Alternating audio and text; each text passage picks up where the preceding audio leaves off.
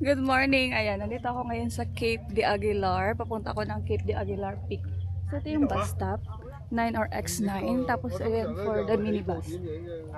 It should be dapat, dapat, watchful ka sa sasakyan ng bus. Kung dadaan dito. Kasi ito ay patago siya. Patago. Magsha-sharp curve siya papunta ng Shekko. So, ayun lang.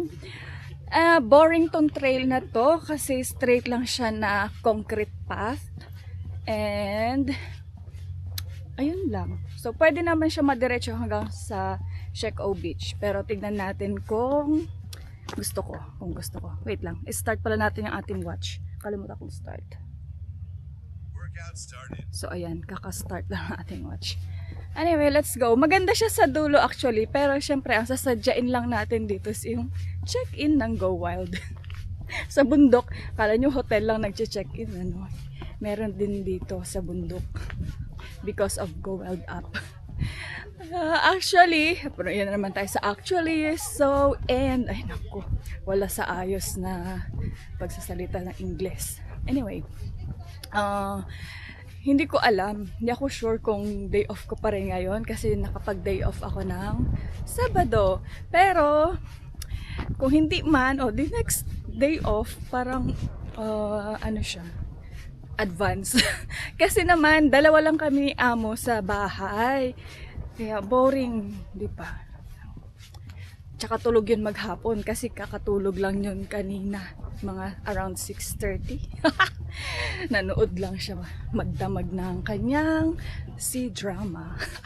So anyway, tara na, let's go. See you there. Boring yung daan, ganito lang siya. So ayan. Ano ba yan? So ayan. Anyway, actually, diba? Dapat hindi na natin ganun lagi yung English. Hindi ganun. Let's go! Ayan. Dalawang Chinese group pala yung kasabay ko. May mga nauna and then meron sa likod. Nasa middle nila ako. Ayan, so after about 3 minutes or 5 minutes, meron toilet dito. Ayan. Ayan, toilet. Tapos ayan, may beach dyan. Pwede naman pumunta dyan, pero hindi ko alam paano pumunta dyan. Sa beach dyan. Tsaka hindi ko alam kung safe paliguan. Siguro kung marunong ka at magaling kang lumangoy, yan, pwede.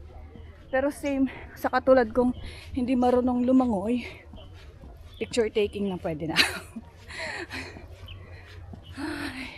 Flat road pa rin tayo. Sa Sunday, kung labas ko pa rin, nakapag-sign up ako sa Earth Day hike ng Go Wild. Ay, hindi ko nga alam kung kung kasama ako. Kasi wala namang confirmation kung kasama ako. So, abangan natin, antabayanan natin. Tara. Kaya natin to. Yes. Hello, so ayan, after 17 minutes, andito na tayo sa junction ng Cape de Aguilar High Level Transmitting Station and yung papunta ito mismo sa may Marine Observation, something ganon, yung vast ocean. Ayan, dyan maganda, yung way na yan, dyan tayo galing So, dito tayo galing.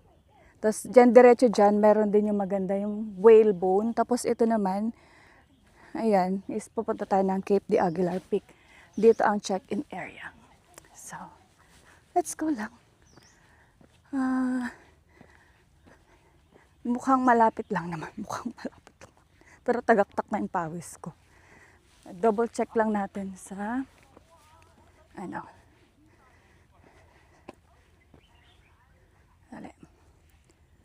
double check natin sa ating Go Wild app. But, yeah.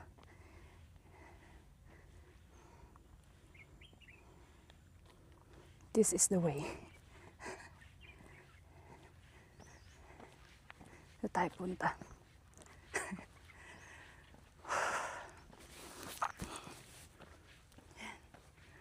tayo na lang nandito. Yung mga kasabayan ko ay doon pupunta. Sa ano, doon sila pupunta sa may marine reservation. Sa may whalebone. Tayo dito. May nakita akong dalawa doon. Baka nag-go-well din to mga to. Medyo incline na siya. Medyo mahirap-hirap na. Anyway, let's go. Oh, see you later. Picture ako. So, ayan. We arrive here sa may radio frequency. High frequency radio. Ay, hindi ko na maanis. Ayan siya. Radio station area. So, restricted area yan. Dito lang tayo sa gilid.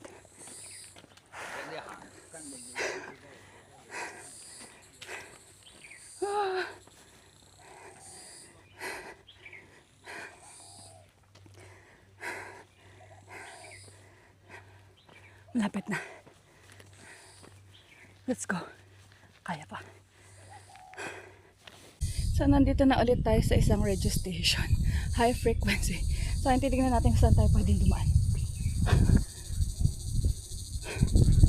Kung dito or dito. Natin. Wait muna. Ayan. We arrived here in Earth Satellite Station. After ng minutes. After 50 minutes.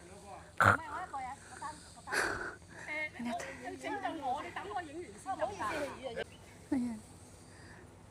Earth Satellite Station. So we're going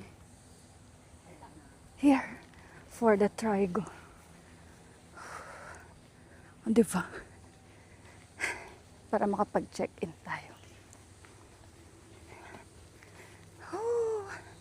Init, man. Ay. So, yan.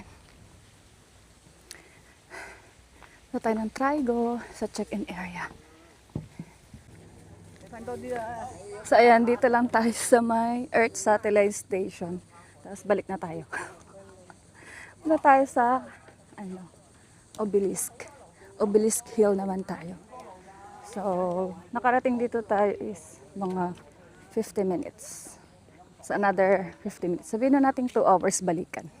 Hindi na ako pumunta dun sa marine reservation area, dun sa may whalebone. So, baba na tayo.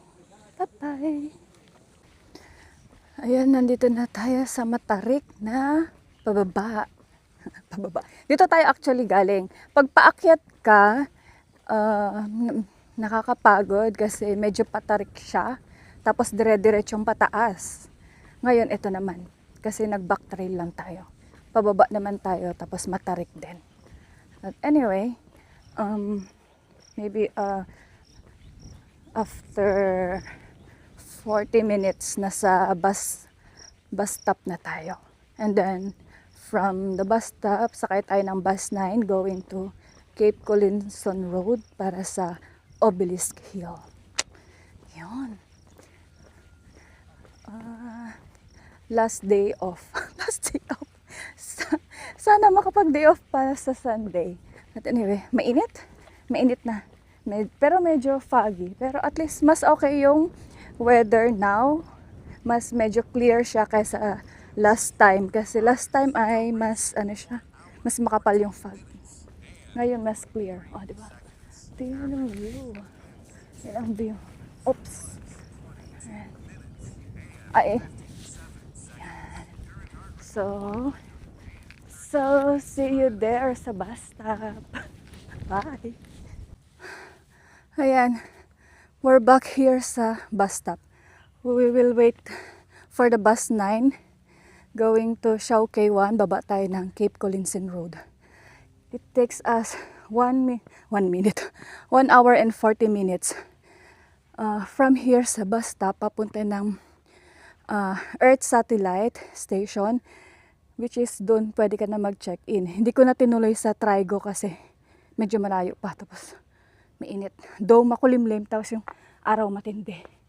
So, Ayan, wait na lang tayo ng 5 minutes for the bus. 9 is to Siao K1 Check O. X9 is to Central Ferry via North Point, Causeway Bay, and Wan Chai. Woo! Ayan. So, see you later. Hello! Ayan, nandito tayo ngayon sa Cape Collinson Road. Ayun, yung bus stop. Tapos, papunta tayo ng Obelisk. So, dito tayo sa may hagdan na pababa. Let's go! Well, susundan lang natin yung ating Go Wild apps. Kasi from here sa Cape Collinson Road bus stop, ano na lang siya 15 minutes. So, ayan. Let's go down here.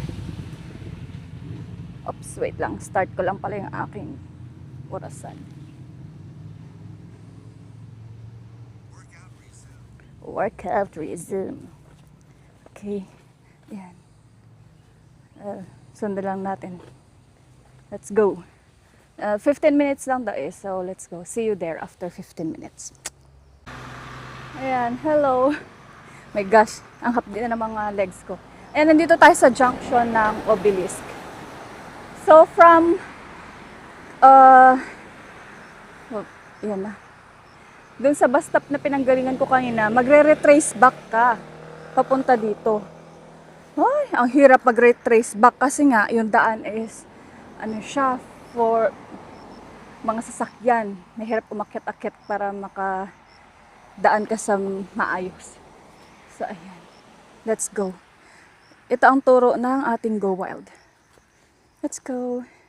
So, hello. Ayan, nandito na tayo sa check-in point, check-in spot ng Obelisk Hill. Ito talaga siya pag dito ka magagaling. So, mas malapit lang kasi dyan na yung highway.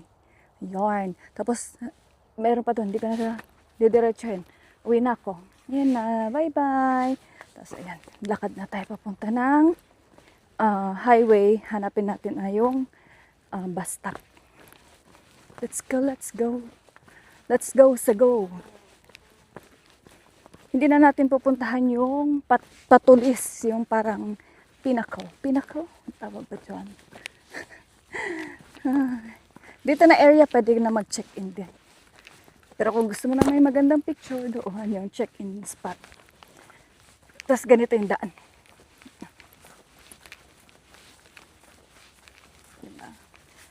See you! Bye-bye!